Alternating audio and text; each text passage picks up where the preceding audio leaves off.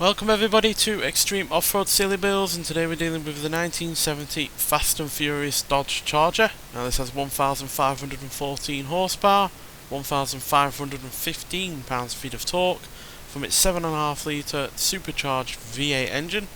The car itself now has off-road tyres, all-wheel drive and off-road suspension, and it now weighs 2,980 pounds, and it can do 0 to 60 in 2.46 seconds, 0 to 104.162 seconds, and going to a top speed of 211 miles an hour. So handling wise it's not the best, but the speed, acceleration, launch and braking are all fairly good. Off-road capability is decent, but it's not the best that we've seen from a muscle car of this type, I do not believe. But with the Datsun 240Z getting into 7th position, which is also a Fast and Furious vehicle from the same car pack, I'm hoping that this can do as well as that. So hopefully that is the case. I do prefer this to the Datsun, just purely because I do prefer this car in stock form to the Datsun. But yeah, obviously this is heavier than that car by more than 400 pounds, but we do have more in the way of power and more in the way of torque as well. So hopefully that will both come in handy to offset the extra weight. So yeah, normal service is resumed with this channel after the Christmas period, so hope you've had a very good time. Plenty of fun with your friends, family, got nice presents, and yeah, just had a general fun period. Hope you've had a time off as well, if you do work. But yeah, normal service has resumed. I took those couple of days off purely because I knew there was no way in hell I was going to get anything done, even if I tried. So yeah, just took those 2 days off. But yeah, like I said, normal service has resumed, and we've got plenty of stuff to do with this game, Forza Motorsport, and obviously my film reviews and whatnot. So yeah, look forward to all of that starting up again. But this car, yeah, is so far doing pretty well. Now you have to remember that it's never had all-wheel drive to start with, so that is going to be something extra it's dealing with. Now granted, it's not got a massive amount of extra power over what it had standard, but it is still an increase regardless. The supercharger whine is very, very audible, which is always nice. Does seem a little bit nose heavy at times. I guess it's not a surprise given all of that ironmongery that's up front.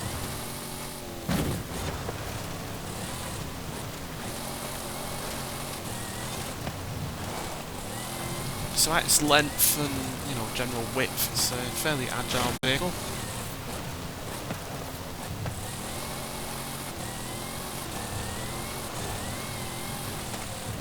Probably more agile than your typical muscle car, purely because it's nowhere near as heavy as those ones, purely because of the amount of weight saving measures that have gone on to make this car as agile as possible for the films that this takes part in.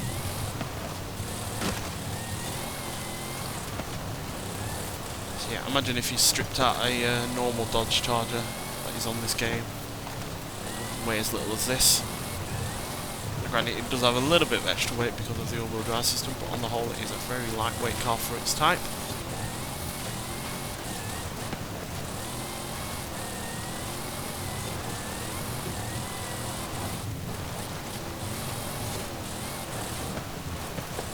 Feels a little less controlled than the Datsun did.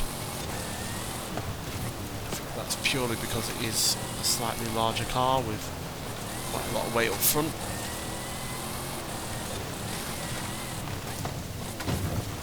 It really does like to bounce as well. Whereas that Datsun was quick, nimble and agile, and all the things it pretty much was to start with, just made even more so with the weight saving and all-wheel drive and whatnot. This isn't doing bad.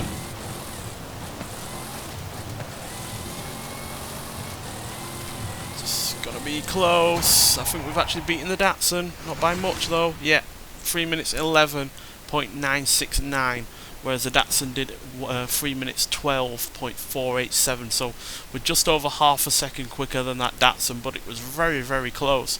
But that does mean that this car goes into 4th place beating the Hot Wheels 2 Jets, which for the longest time was the leader of this series, but it's been knocked down 4 places now, as well as the Lancia 037 Stradale, Lamborghini Huracan STO, the Lancia Delta S4, the Morgan Aero GT, and we knocked the Alfa Romeo Giulia Sprint GTA Stradale out of the top 10.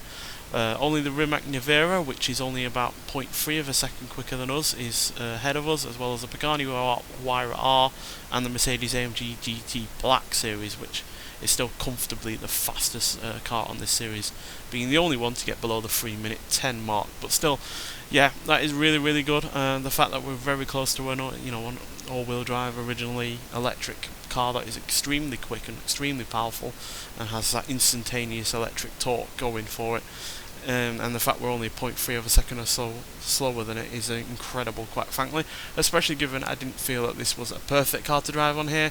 It's a little bit on the large side. It did struggle sometimes here and there with understeer, but on the whole, yeah, that is really, really impressive, and I just feel like the extra power and torque there gave it the slight edge over the Datsun. Obviously not by a million miles, but you win by an inch or you win by a mile, winning is winning. So yeah, but nonetheless, thank you for watching, and I'll see you in the next one. Bye.